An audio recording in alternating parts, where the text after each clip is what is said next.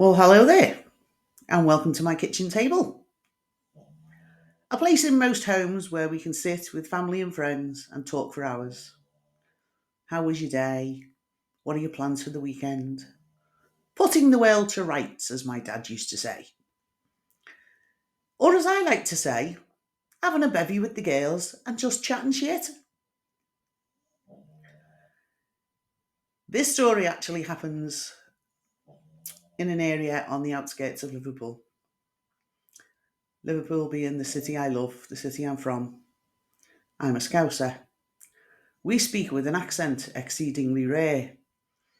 If you have any problems or don't understand anything I say and you need a translation, please let me know in the comments and I shall do my best to oblige. It's a very ugly tale, so please be aware before I dive in that it's for adults only. Thank you. So, now that you're here, take a seat whilst I tell you a story. He was born the 16th of March 1990 to his mother Denise and his father Ralph. He was a happy and contented little guy, always a smile on his face and a hug for his mum.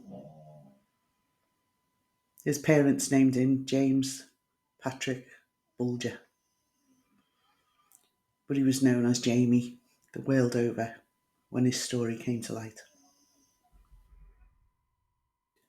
On the 12th of February 1993, two boys, Robert Thompson and Jon Venables, skipped school. This was something they did on a regular basis, although this wasn't a regular day. They were on a mission. They headed for Bootle Strand shopping centre. They were seen moving throughout the mall, carrying out petty theft as they went. Shoplifting sweets or candy, a troll doll, which nobody could quite understand, and a tin of blue modelling paint, and some batteries. They tried to coax a 2-year-old to go with them at one point, but the child's mother seen them and scared them off. At around 3:40, Denise Bulger and little James were in Time's butcher shop on the lower floor of the mall. Having done her shopping, with James close by, she let go of his hand to pay the butcher. It was as quick as that. She turned and he was gone. Screaming his name, she ran out of the shop and ran to the left. A choice that has probably haunted her ever since, because if she'd have turned to the right, she'd have seen James being led away by Thompson and Venables. Denise managed to find a security officer and told him what had happened. He took his name and a description of the clothes he was wearing, and he put the information over the public address system. Nobody came forward with any information though, because James and the two little shits that had him had already left the building. In fact, the two boys later told police that James had cried for his mummy for most of the time that he was with them. At one point, they were going to take him along the very busy main road outside and throw him into oncoming traffic. But they decided against it, which was big of them. Although knowing what comes next, that might very well have been a blessing. They took James to the Leeds Liverpool Canal, which is about a quarter of a mile or 400 metres away from Bootle Strand shopping centre. It was here that they dropped him on his head, grazing his face and possibly fracturing his skull at this time. They pulled his hood up in an attempt to hide his injuries. Then they were off walking again. One woman saw them and said nothing. Another stopped them and asked what was going on because James was crying. They told her they'd found him and they were taking him to the police station. Feeling bad for letting them leave, she turned to take him herself. After being reassured by another lady that the little guy was now laughing with the boys, she decided against it. Another woman saw them through her windows as she was shutting the curtains against the sunlight. She said nothing. 38 people in total saw this little boy being led away by those 10-year-old animals and did nothing. One woman actually asked another lady to look after her little girl while she took James to the local police station. But the woman said, "My dog doesn't like kids." During this conversation, the boys actually done a runner with James and made their escape. They made their way to Walton Lane, which is about 200 yards away from the local police station. They pulled James up the steep incline to the railway tracks near the old Walton and Anfield railway station. This is just 2.5 miles or 4 kilometres from Bootle Strand shopping centre. Torture ensued. They threw bricks and rubble at James. They stripped his clothes off from the waist down. They stomped on his head and kicked him with great force. They threw the paint at him that they'd stolen earlier, getting some in his left eye. They stuffed their stolen batteries in his mouth, and some say in his anus, although that was never confirmed. They also threw a steel fish plate at him. These weigh about £22 or 10 kilograms, and they're actually used to keep the rails together. This is heavy duty stuff. Two little fuckers then laid James on the tracks and weighed his head down with bricks and rubble in the hopes that a train would hit him and it would look like an accident. Although poor little James already had 10 fractures to his skull and a total of 42 significant injuries to his little body. Then Thompson and Venables went to the video store and then on to home as if nothing had happened. The police gained access to CCTV footage from Bootle Strand Shopping Centre of the two boys leading James away towards the exit. James's dad, Ralph, tried to reassure Denise that he'd be okay because he was with a couple of kids. Well, you'd think that, wouldn't you? When this footage was cleaned up a little and shown on national television, they got a break. A lady actually recognised one of the boys as Jon Venables. She'd also seen him bunking off school with Robert Thompson and gave their details to the police.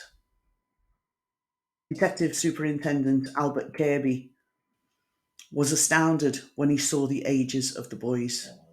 The information from the CCTV had said that they were looking for youths, and he assumed that they'd be teenagers. They were 10 years old. They were arrested less than a week later after they abducted and murdered James Bulger.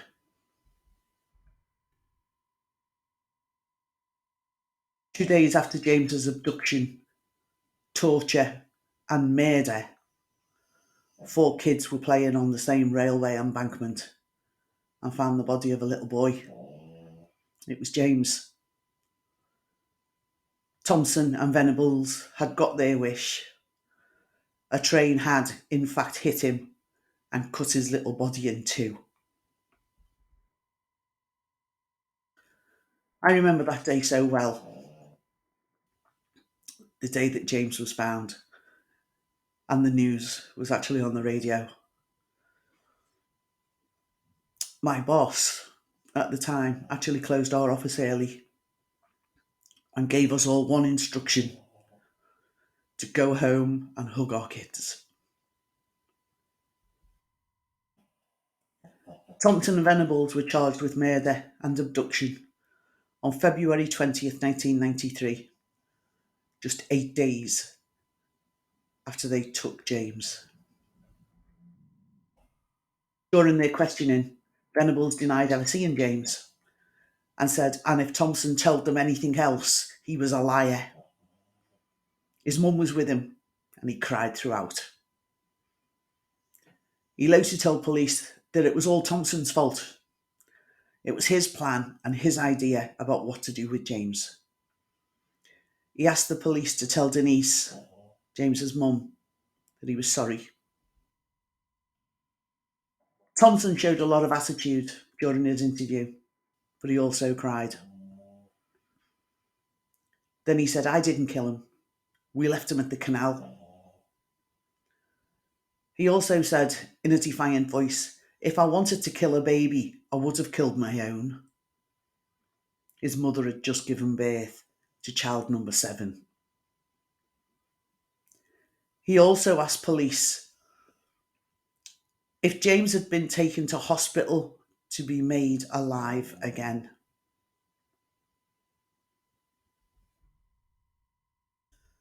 Forensics found blue paint on their clothes, the same paint that they found in Jamie's left eye.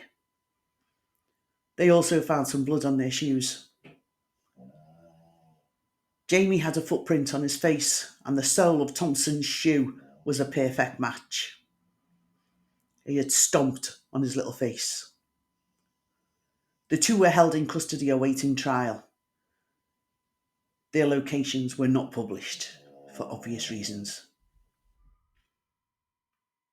At Sefton Magistrates Court, over 500 people turned up for their first court appearance. The crowd were shouting, kill the bastards, and an eye for an eye. An eye for one thing, they actually meant it. They were remanded to secure units, not on Merseyside, although the rumour mill started that they were in Dyson Hall, which is actually about 1.5 miles from where Denise and the rest of the family lived. It wasn't true though. The parents and families of the two little shits were given new identities and moved out of their homes due to death threats. Oh, I wonder why. And moved away from Merseyside, never to return.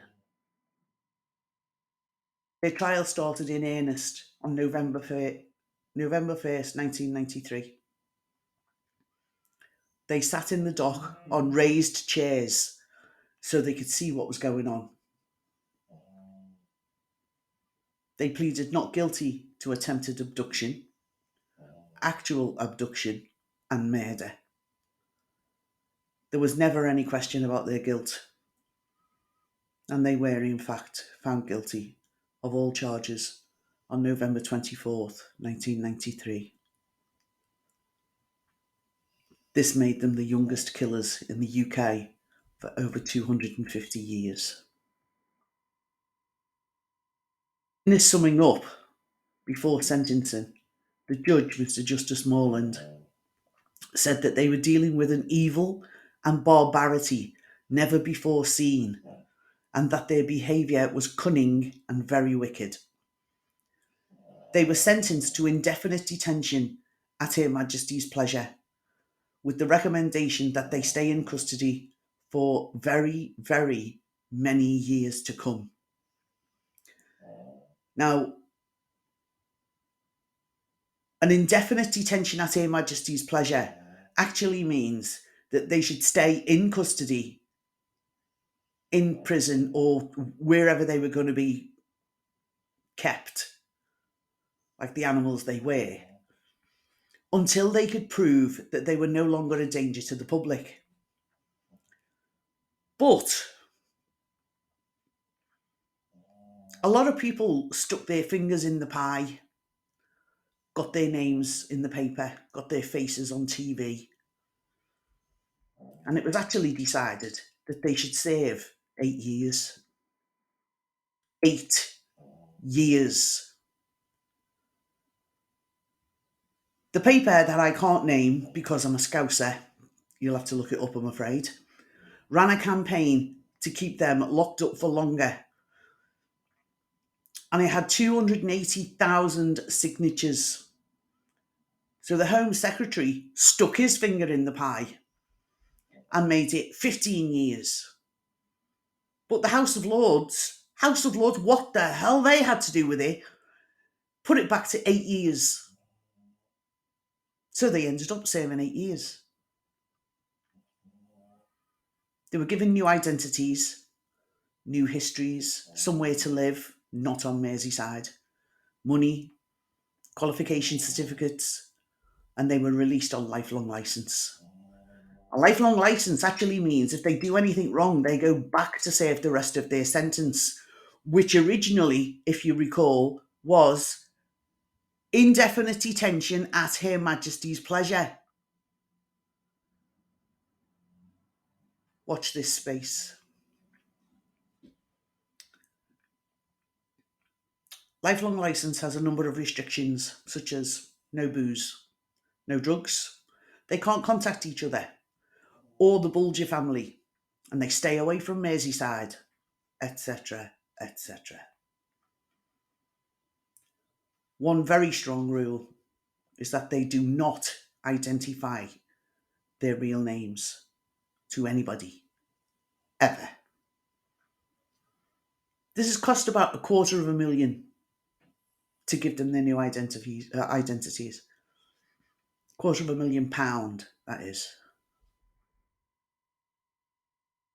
Thompson, or whatever his name is now, has managed to abide by the rules. He's now living somewhere in the UK countryside with his life partner, who knows his past. Now that's a waste of UK countryside, if ever there was one, because there's a little spot of it with his arse sitting on it. Venables is another story. Jeez, his attitude stinks. He's told people who he is, or was. He's been caught in a drunken brawl. He's been caught in possession of cocaine. He's had child porn on his computer on more than one occasion. All this all started off with a sexual relationship with a female member of staff while incarcerated. He's been arrested and sent back to jail on numerous occasions. He should have been released from his last stint in October 2022. But as he's on lifelong licence, they delayed it until sometime in 2023. Well, it's now October 2023, and there's no news of his release yet. Maybe somebody has seen sense and flushed the piece of shit.